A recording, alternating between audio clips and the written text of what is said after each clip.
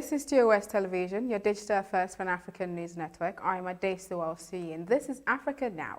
We begin with politics. Incumbent leader Denis Sassou Nguesso has won Congo-Brazzaville's presidential election with 88.57% of the vote. According to preliminary results from the Electoral Commission on Tuesday, it will see the 77-year-old serve his 36-year rule to another 5-year term despite a prolonged economic crisis. The preliminary results showed he is well ahead of his main rival Guy Brice Parfait Coulibaly, who died hours after the polls closed from coronavirus on Sunday. Coulibaly took 7.84% of the vote. Voter participation was at 67.55%. He has long been accused by critics of iron-fisted rule and turning a blind eye to corruption, poverty and inequality despite abundant oil wealth. Congo's economy has been in crisis since 2014 when oil prices collapsed. The coronavirus pandemic and resulting drop in oil prices last year have made matters worse. The economy contracted by more than 8% last year and is expected to grow by less than 1% this year. Matthias Zone, one of the contesting opposition candidates in the recently held presidential election, has said he will file an election petition at the country's constitutional court to overturn the results. Zone got 1.9% of the votes. He did not say when this will happen. And to Libya, the country's Eastern administration has officially handed over power to a new executive led by interim Prime Minister Abdulhamid Dbeibeh. Led by interim Prime Minister Abdulhamid Dbeibeh, the new government of national unity will replace both the Tripoli-based government of National Accord (GNA) and the parallel Eastern cabinet headquartered in the Cyrenaica region that have been at war for the past 6 years. Tuesday's handover of power took place in Libya's second city of Benghazi, the seat of the Eastern administration. The move is seen as an important step to bring peace to the country. The lack of a proper handover among legislators in 2014 was a main factor in the split of Libya's institutions.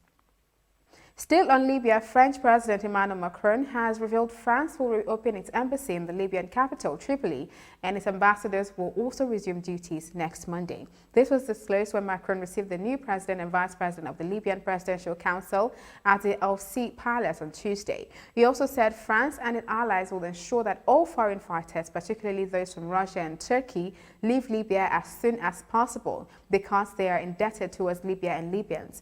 The United Nations has estimated that there are 20,000 foreign fighters in Libya, including Syrians, Turkish, Sudanese and Russians brought to the country by the rival sides. Macron added that the priority is to lead the country towards the December elections.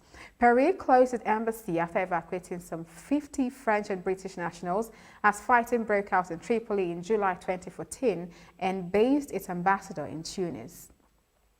In Ethiopia, Prime Minister Abiy Ahmed confirmed for the first time on Tuesday in a wide-ranging speech to Parliament that troops from neighboring Eritrea entered the northern Tigray region during the conflict that broke out 5 months ago, suggesting they may have been involved in abuses against civilians. The government of both Eritrea and Ethiopia repeatedly denied Eritrea's involvement in the war, despite reports from rights groups which documented the killings of hundreds of civilians by Eritrean soldiers in the holy city of Aksum.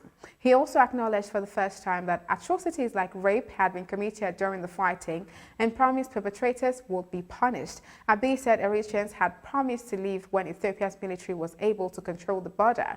He added that the Eritrean people and government did a lasting favor to our soldiers during the conflict without giving more details. However, after the Eritrean army crossed the border and was operating in Ethiopia, any damage it did to our people was unacceptable, he said.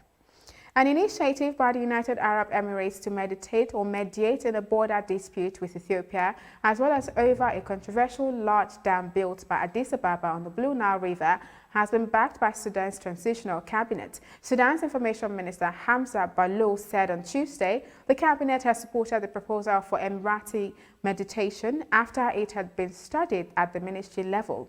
It came as Ethiopian Prime Minister Abiy Ahmed, already grappling with Ethiopia's internal conflicts, insisted on Tuesday his country does not want war with Sudan, calling for tensions over Al-Fashaka to be resolved peacefully.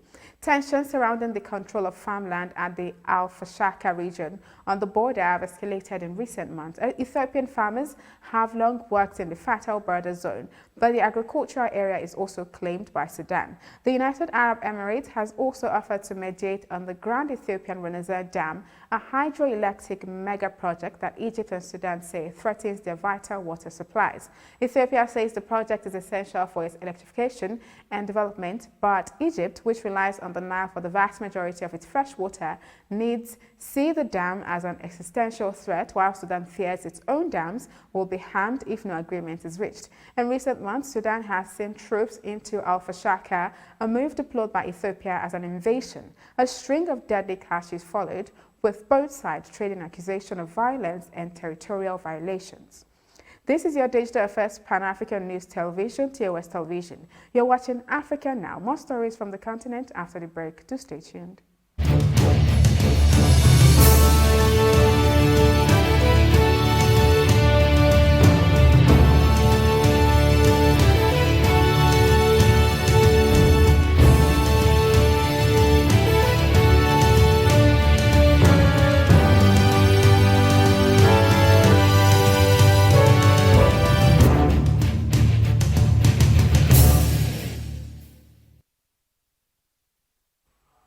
Welcome back. Egypt's Suez Canal has been blocked by a large container ship. The Ever Given was bound for the port city of Rotterdam in the Netherlands from China, ran aground after losing control at about 7:40 a.m. local time on Tuesday, causing a traffic jam of cargo vessels in the region. The 200,000-ton ship operated by Taiwanese transport company Evergreen Marine ran aground and became logged sideways across the waterway at 400 meters long, the length of 4 football pitches. The ship has blocked the path of dozens of other vessels, which are now trapped in lines in both directions. The waterway connects the Mediterranean to the Red Sea, providing the shortest sea link between Asia and Europe. Egypt says it has reopened the canal's other channel to divert the traffic. The Suez Canal Authority, SCA, said it was working to refloat the giant ship using rescue and tug units. Its chairman also said they had reopened older section of the canal to ease the bottleneck of marine traffic caused by the incident. The operation to move the Ever Given, which could include removing large amounts of sand from around the areas where the vessel is grounded, may take days. To Uganda, Petroleum Authority of Uganda, PAU, in a statement on Tuesday said it has suspended the launch of the East African Crude Oil Pipeline project to next month to mourn the death of Tanzanian President John Pombe Magufuli, who the country says was instrumental in conception of the project. President Magufuli's astute leadership was a strong foundation for the EACOP project, with key milestones that include the Intergovernmental Agreement in 2017 and initializing of the Tanzania Host Government Agreement in 2020, the statement said. Construction of the 1,445-kilometer oil pipeline from the oil wells in western Uganda to Tanzania's seaport of Tanga is scheduled to start soon, according to the Ugandan government.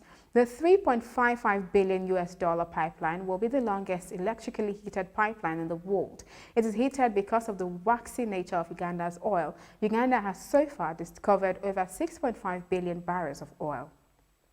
The Ugandan authorities, in a joint operation by the military, police and the wildlife authorities, have arrested 4 people suspected of killing 6 lions in one of the country's most famous parks, Queen Elizabeth National Park. The lions were found dead and mutilated, last Friday, and their bodies surrounded by dead vultures. The suspects will be arraigned in the court of law. The wildlife authorities said they found a bottle of a poisonous chemical and a jerrycan of lion fat in a banana plantation. It also found 2 spears, a machete, and a hunting net with one of the suspects. The authorities did not give an indication on why the lions were killed. The authority had on Monday offered a cash reward of 10 million shillings for leads to the suspects. The wildlife authority says it assures the public that they shall continue to strengthen the protection of lions and other wildlife in Uganda and will pursue this case until justice for the lions is served. And in business on Tuesday, Kenya's central bank said that March 2nd marked the end of the relief period for allowing banks to restructure loans for borrowers hit by the COVID-19 pandemic. The initiative was launched by policymakers to help distressed borrowers in March of 2020 at the onset of the coronavirus crisis to partly cushion the economic reeling from the pandemic impact. Economic growth slowed to 0.6% in 2020. Initial estimates show well below the government's earlier forecast of 6.2% as the pandemic pandemic hit tourism, suppressed exports and eroded jobs. Official data for the 2021 are due next month. The amount of loans whose repayment terms were changed by lenders in the Eastern African nations stood at 569.3 billion shillings by the end of February, the regulator said in a statement. That represented 19% of total loans, having dipped from 57% of total loans at the depth of the crisis, it added. Borrowers who still have outstanding restructured loans will have until June 3, 2021 to regularize them, the bank said. The Loans Relief Initiative is among the last stimulus policy measures to be unwound by the government.